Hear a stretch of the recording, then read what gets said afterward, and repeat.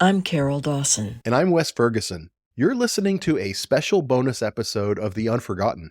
This is pretty random, but we're going to start with a recent clip from this sports talk show called Pardon My Take. Okay, we now welcome on a very, very, very special guest. It is a future Hall of Famer, Super Bowl champ. The camera cuts to Matthew Stafford, the star quarterback of the Los Angeles Rams. First of all, thank you for joining us. Of course, thank you guys for having me on. These days, Matthew Stafford is one of the best passers in the NFL.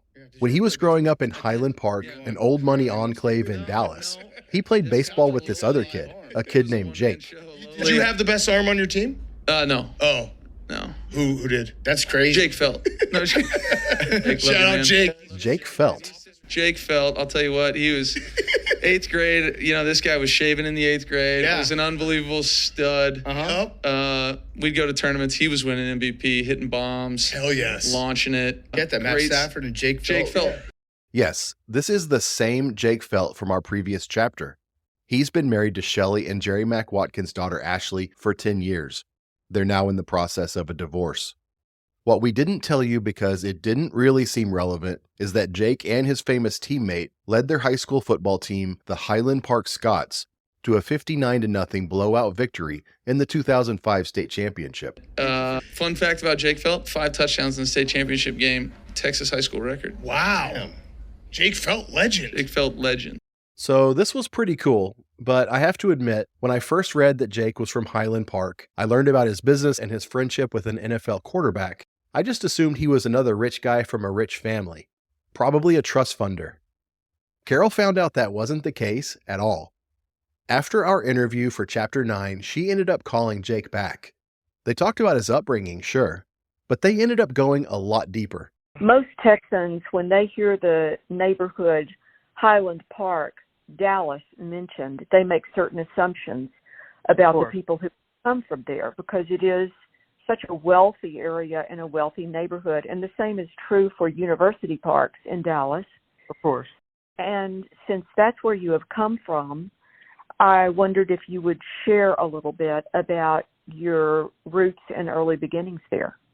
Yeah, I mean, first I want to say, Highland Park, it has a certain reputation, some probably true, some false, but I've always felt very blessed to be from Highland Park. It's almost like a small town within a big city.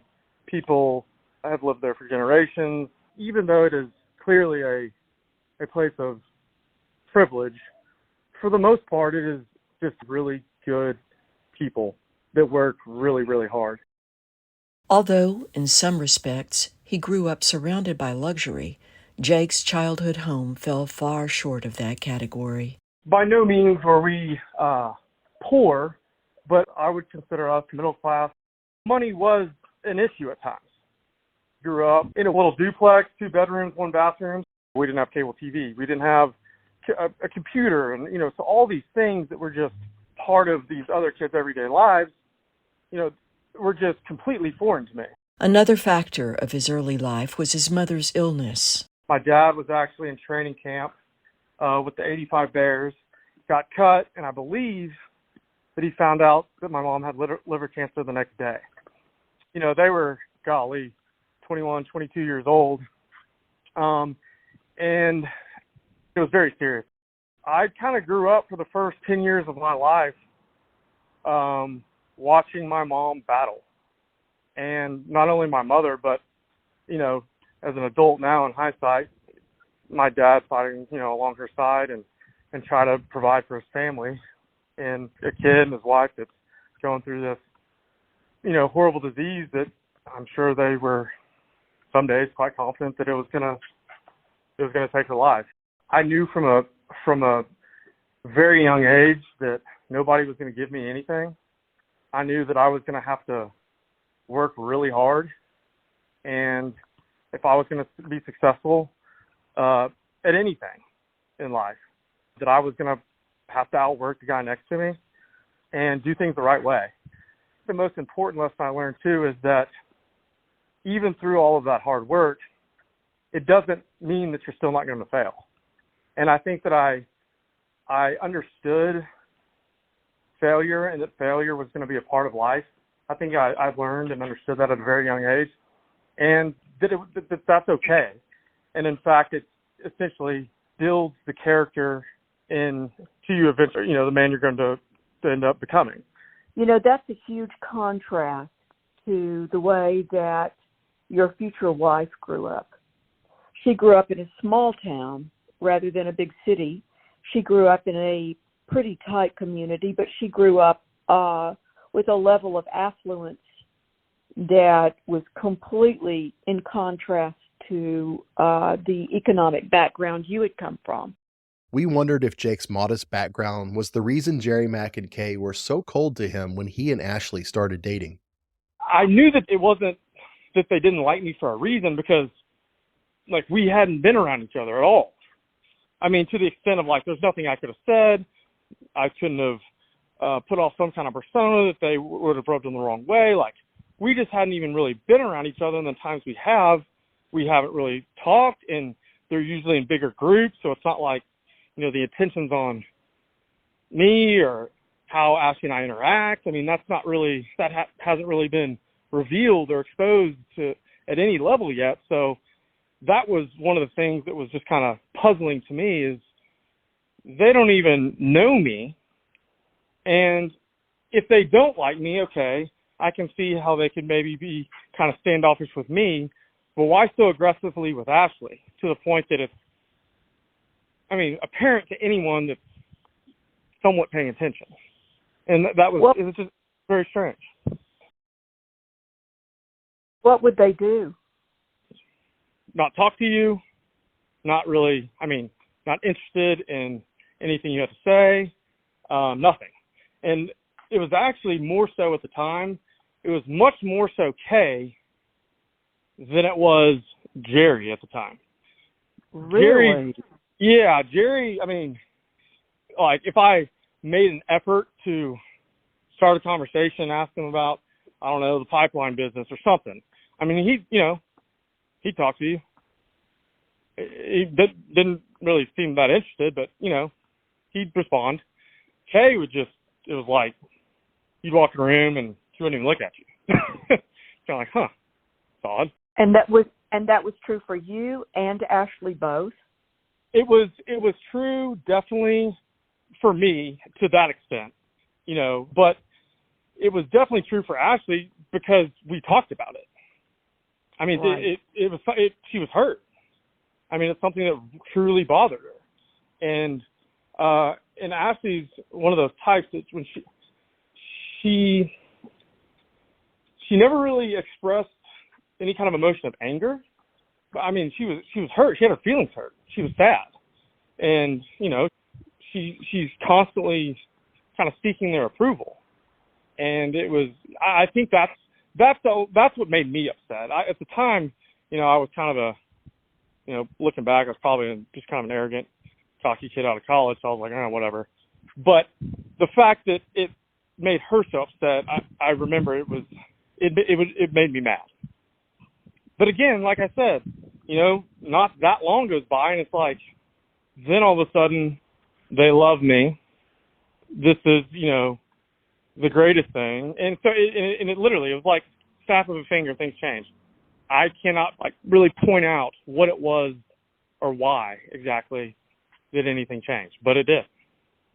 And did their attitude toward Ashley change at that moment also? Of course. It went from utterly cold to utterly warm to both of you? We'll put it this way. It was odd enough that, when things were good, a few years later and after we got married, it's something that I probably jokingly brought up a time or two. And, everybody just kind of laughed off. But it was like, yeah, y'all weren't all warm and fuzzy for the first, however many months I was in the picture. Yeah, and for them to freeze her out that way is what I find, really surprising. It's one thing to be a little cautious towards someone who has attracted the heart of your daughter, wanting to make sure that person was okay. That would be a customary parental reaction. Certainly, as a parent, I can say it's been my reaction to partners that my children have fallen for. And I certainly know that it was my own parents' reaction. But in Ashley's case, that they would chill her out is so strange to me, because it also sounds like the same kind of behavior that you have told us that you saw Jerry exemplifying toward Kay when he was mad at her during that period of sort of pretending she didn't exist. There's no question that there is a strategic and aggressive attempt to implement control, and not only implement control, but in such a way that you're going to be able to maintain. And when I say that, you got to think of, okay, what does maintain mean? That means longevity. That means you are able to keep and stay in power over another person, which in this sense is family, a child. And so what does that take? Well, if you really think about it from a psychological level, it almost requires some type of enabling them in order to maintain some of that control and not allowing them to evolve. And keeping some and maintaining some kind of power control over them as if they are children in some aspects of their life, even into adulthood. It's a very twisted and just dysfunctional and kind of dark reality of something that I saw, just noticed and transpired. And I don't know if I was really able to, with any kind of intellect, kind of sort it out and understand what was going on initially. But as time went on, it became very clear that there was an absolute, almost, it seemed like it was a necessity that they maintain a certain level of control over Ashley. And do you think that doing that by denying their approval to her, knowing how much she wanted their approval? Oh, 100%. Do you think that had anything to do with her mother, with the fact that Shelley was her mother? I have several feelings towards that. Ashley is definitely treated much differently than Lane. Lane is the younger daughter of Shelley and Jerry Mack Watkins. She and her sister did not respond to our requests for an interview. But I've always wondered, Ashley is a spitting image of Shelley. It's just uncanny, the resemblances of the two. And I've been told that they share a very similar personality. I think that they're both going to express their mind. They're going to say what's on their mind. And as I said, one of the things that Jerry said to me that always struck me is, well, it was at the time it was confusing. It later became concerning, and just a whole bundle of emotions when I asked if he would approve of me marrying Ashley. And we had a good conversation. And at some point, kind of towards the end of the conversation, he expressed that, she's the best, but I always worry about her because she just really does remind me of her mother. And I didn't know what that meant. I still don't know what that means, because Ashley's amazing and she got it from somewhere and she's like her mother. Like, I don't know why that would be something that was concerning to you, especially if it was a woman you married and had 2 children with and claimed you loved. That's just an odd thing to say. So because of things like that, have I wondered, okay, is that why? But I still come back to the fact that Ashley's very loyal and she loves family. And I think without kind of reaching too far and analyzing all the different scenarios in a very dysfunctional environment that has kind of expanded into other dysfunctions over time for a variety of reasons, if you just come down and look at the fundamentals of who Ashley is, it's interesting because they're the hardest on her, disapprove, it seems, more of what she does. They tend to be disinterested and ignore her more than Lane. But at the same time, it's very apparent that they depend on her to keep everything together. It's like we lean on you to be strong, but we treat you as if you're weak.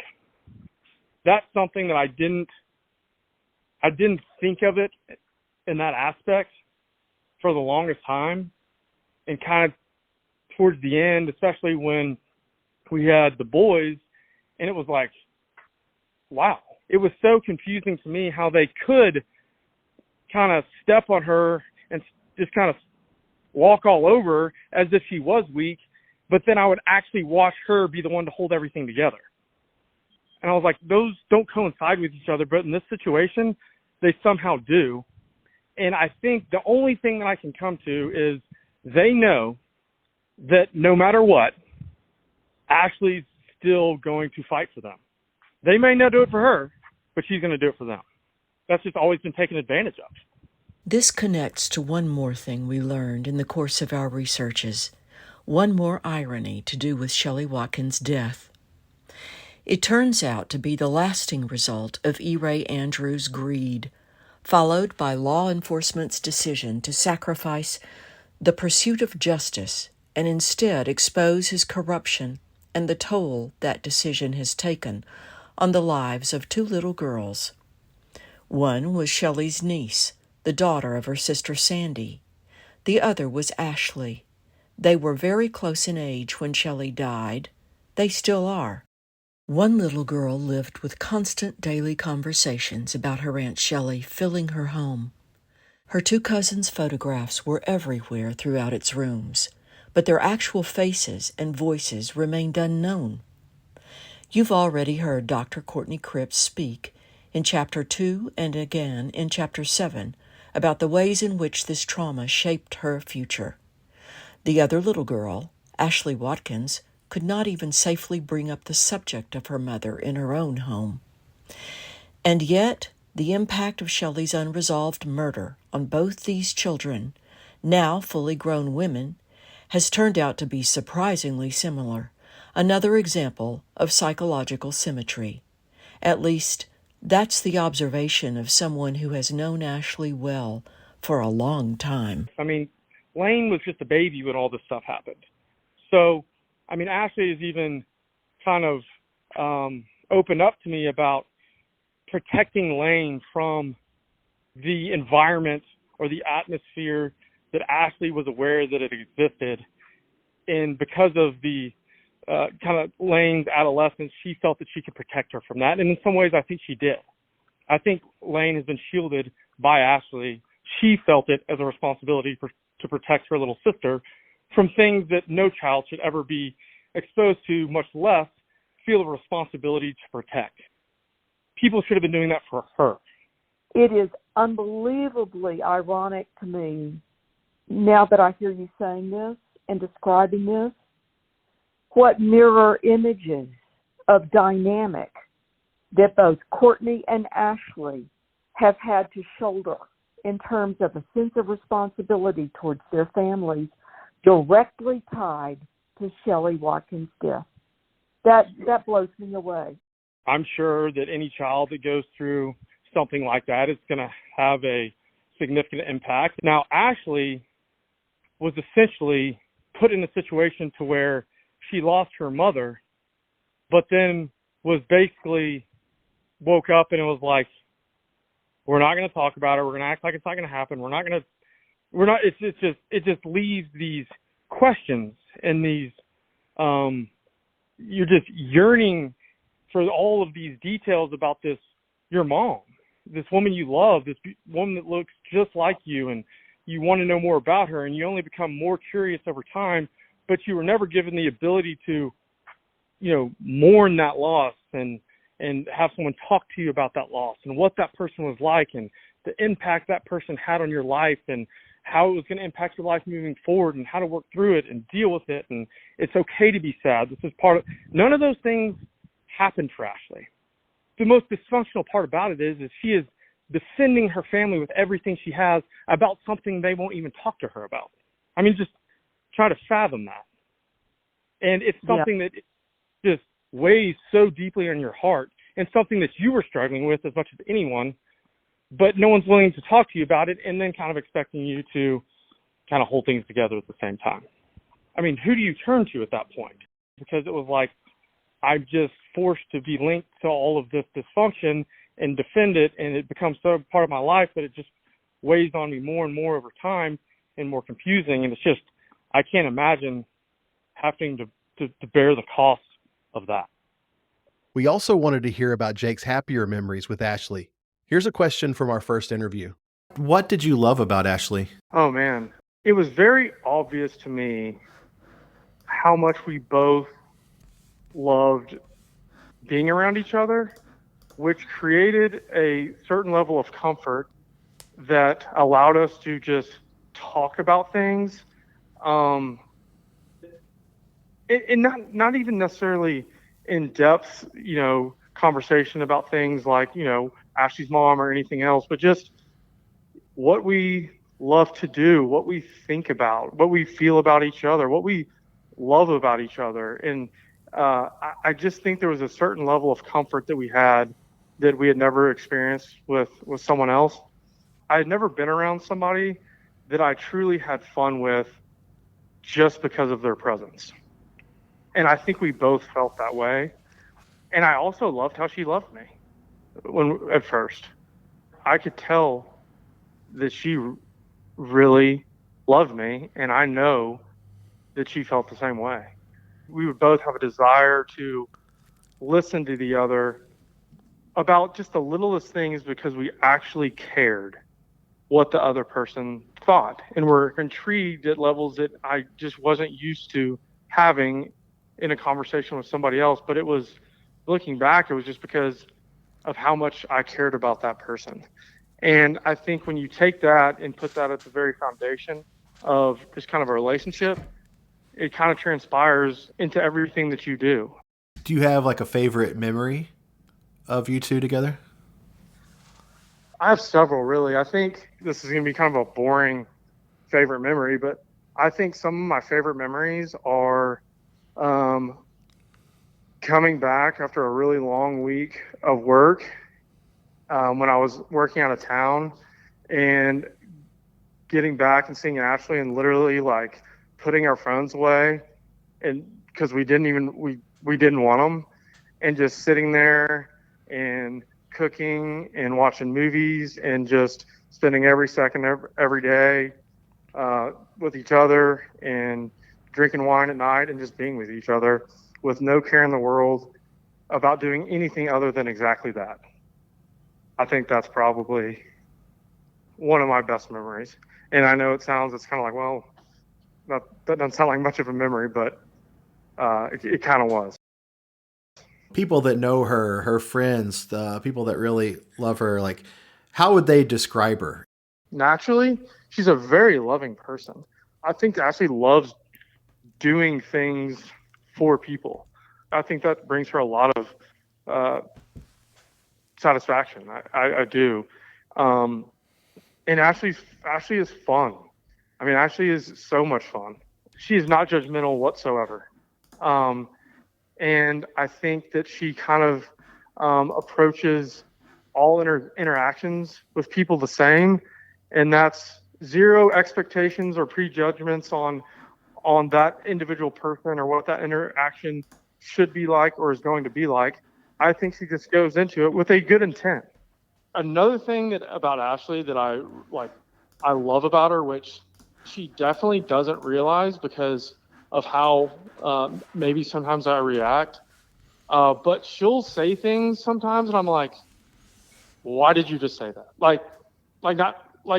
Not a filter, but it's so innocent and cute at the same time that it's funny, and it is innocent and cute. That's something I've always loved about Ashley, is if she does get comfortable, she's hilarious.